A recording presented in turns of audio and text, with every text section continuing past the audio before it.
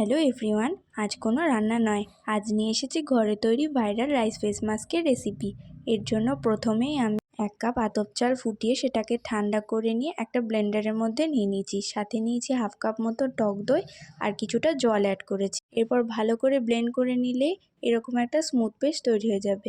এবার এই পেস্টটাকে একটা বাটির মধ্যে নিয়ে এতে 1 চামচ মতন মধু মিশিয়ে নেব।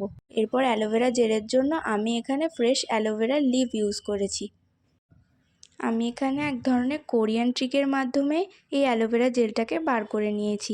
তোমরা এই ট্রিকটা অবশ্যই ট্রাই করো।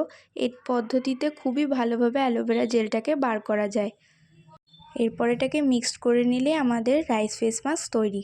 এরই মধ্যে আমার বোনও চলে এসছে এটাকে মাখার জন্য, তাই প্রথমে আমি ওর মুখে অ্যাপ্লাই করে দিয়ে নিজের মুখে অ্যাপ্লাই করে নিই। প্রায় 10 মিনিট রাখার পর আমি এটাকে সফট হ্যান্ডকারচিপের মাধ্যমে রিমুভ করে নিয়ে জল দিয়ে ভালো করে মুখটা ধুয়ে নিয়েছি। এরপর মুখে ময়শ্চারাইজার অ্যাপ্লাই করেছি। এটা কিন্তু একদম স্কিপ করবে না, ময়শ্চারাইজার অবশ্যই অ্যাপ্লাই করবে।